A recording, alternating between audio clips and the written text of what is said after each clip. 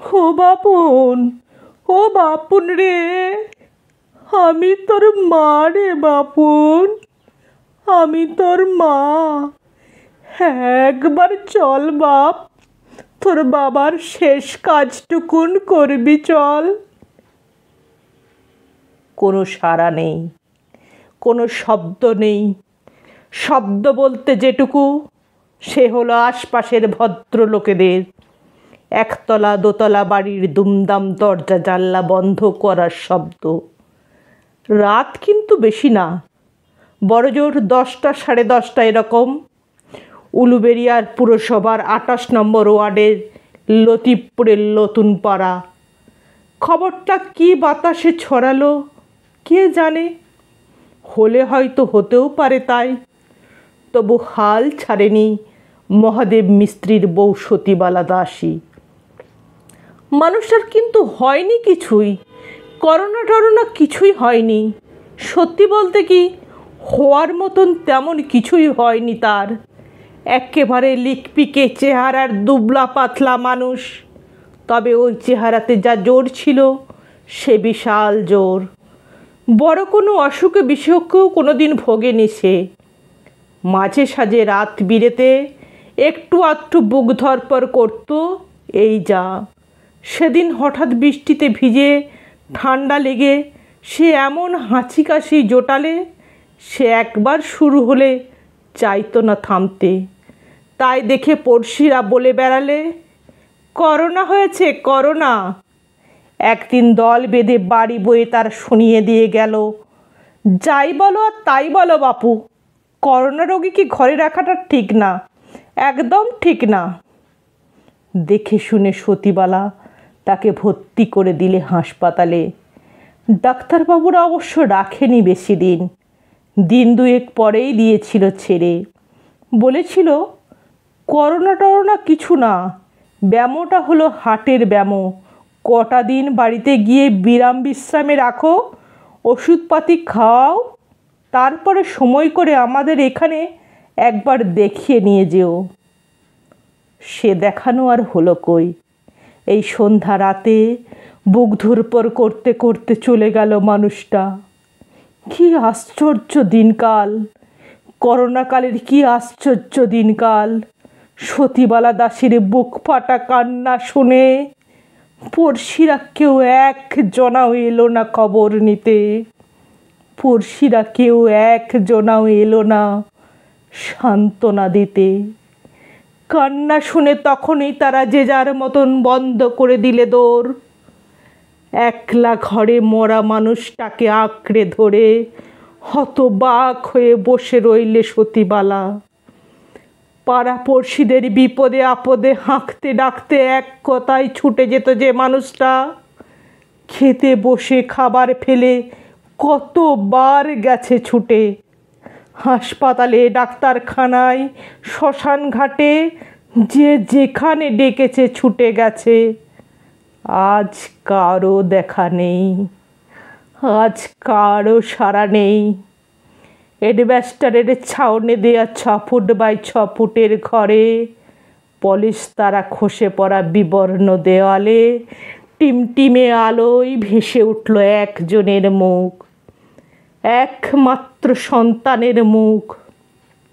বেঁচে থাকতে ওই মুখ আর কোনোদিন দেখবে না বলে পণ করেছিল মানুষটা। লেদ কারখানার কালি ঝুলি মেখে লোহা লক্করের মেশিন চালিয়ে দিনরাত খাটাখাটনি করে ছেলেকে মানুষের মতো মানুষ করবে বলে ইংলিশ মিডিয়াম স্কুলে ভর্তি করে কম পয়সা ঢেলেছে। তবু তার হয়নি লেখাপড়া। বকাটে ছেলেদের পাল্লায় পড়ে তার হয়নি কিছুই।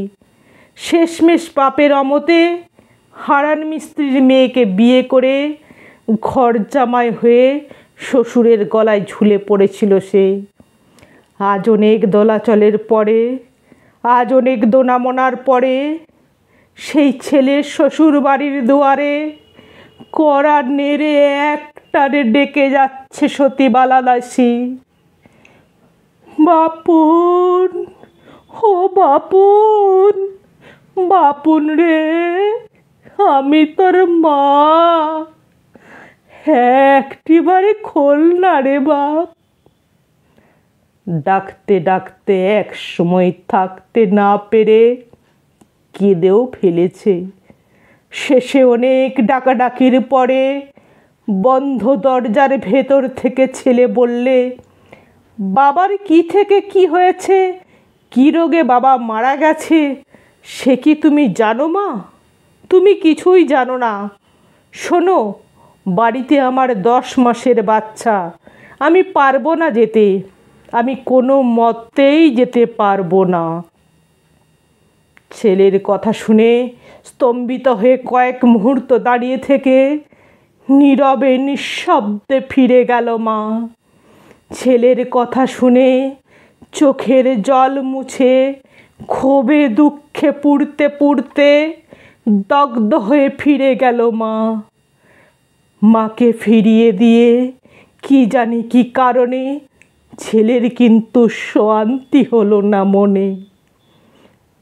বউ তাকে বোঝালো বিস্তর, তুমি যা বলেছ একদম ঠিক বলেছ। করোনার সময় এমন বোকামি কেউ করে নাকি? বাবা হোক আর যেই হোক, আগে তোমার জীবন, তারপরে অন্য কিছু। এসব বলে টলে হাই তুলে ঘুমিয়ে গেল বউ। তবু তার ঘুম হলো না। বিছানার এপাশ ওপাশ করে কিছুতেই হলো না ঘুম। বিনিদ্র চোখের পাতা বুঝতেই তাকে হাতছানি দিয়ে ডেকে ডেকে ফিরতে লাগলো বাবা।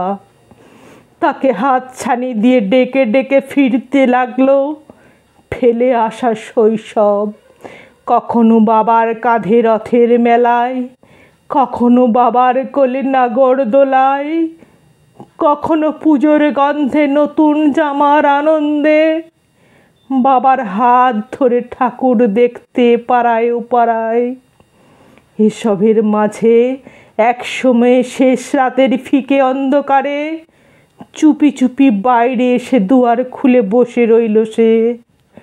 অন্য কিছু না, বাড়ির সম্মুখ দিয়ে যে পথ গেছে চলে, সে পথ দিয়ে হাটবারের লোকেরা যেমন যায় হাটে, তেমনি যায় শ্মশান যাত্রায়। তাই যদি দেখা যায়, দরজার আড়াল থেকে দেখা যায় যদি একটু, শেষবারের মতন দেখা হয় যদি একবার। দেখা অবশ্য হয়েছিল তার, তবে সে দেখা অন্য দেখা। শেষ রাতের অন্ধকারে নক্ষত্রদের আলোয় সে দেখেছিল নিস্তব্ধ নির্জন পথে বাবা মহাদেবীকে কাঁধে নিয়ে মা সতী চলেছে শ্মশান যাত্রায়। করোনাকালের মা সতী চলেছে শ্মশান যাত্রায়।